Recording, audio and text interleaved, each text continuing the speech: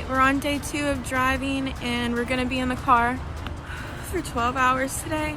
The trip was gonna be about a 27-hour drive. It turned into more of a 36, 37-hour drive. We had to stop about every hour and a half because her anxiety will start to rise. There was a few stops where instead of sitting down, I had to force myself to lay down. That was the only way to get the weight off of my chest that I was feeling. She only had one really bad attack during the whole drive, and that attack was so bad that she didn't even want me to touch her.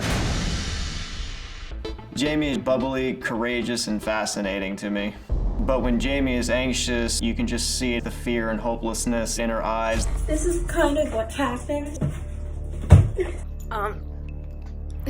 About 3 months of dating, we were watching a horror movie, ironically, about phobias, and I started to get a little sick. When I went out the bathroom, I just saw her in the doorway looking all terrified. You could see in her eyes that she wanted to help, but at the same time, she couldn't get over her own fear. For some people, that would push them away. For me, it pulled me right in, and that was the moment I realized I love this girl and I want to take care of her.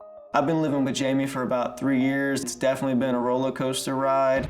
Every now and then tensions can rise and our tempers can flare up. It's not so much she doesn't want to go out, she doesn't know what the surroundings are gonna be, when or if she's gonna get sick.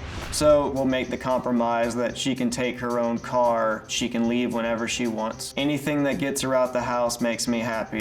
When Jamie starts to have an attack, my options really pretty limited. I have to get bed now. It's just me. It's just me. I just like to rationalize with her, and she likes to be touched on the arms or rubbed on the back, something that can distract her from her anxiety. What I'm trying to figure out is, how is it that the girl that is terrified of getting sick is also the girl that's feeling sick more often than anybody else I know? Well, Brent, good to meet you. Good to meet you too. You've been really flexible here. You try to bend with what you need to do in order to maximize her functioning, right? To get her out of the house. She needs to take her own car, just so we go, right? So you're trying to do what you can to expand her world. Yes. But it's still pretty small, right? Because you say that you're only awake 5 to 7 hours a day. I sleep a lot. Yeah, so you go to bed at like 2, 3 in the morning, you get up at 10 or 11, you walk the dogs, and then you're only awake 5 or 7 hours. But so you get up at 10 or 11, you're awake 5 to 7 hours. That would take you to 8 or 9, but then you don't go to bed till 2. That math doesn't work. What do you do? But you're in bed is what you're saying. I'm always in bed. That's your safe zone. Yes. You feel on that mattress, in that room. Even looking at the pictures, I feel more comfortable. Yeah, because that's your comfort zone. It is. Okay. And you say you walk on eggshells because you're not sure what's going to trigger her at any given time. And I kind of went in, we pulled out a list of everything you kind of mentioned as a trigger.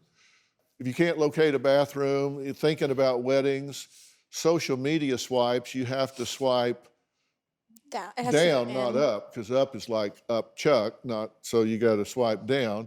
Long car rides because you feel trapped, not a bathroom in the car. Undercooked foods, if you feel bloated, possibility of food poisoning, no trash cans, the topic of just throwing up. These are just a few of the major ones, right? And we've been talking about emetophobia, throwing up, vomiting, burp contest, falls apart. We've been talking about all of that today, and you seem to be coping with it okay.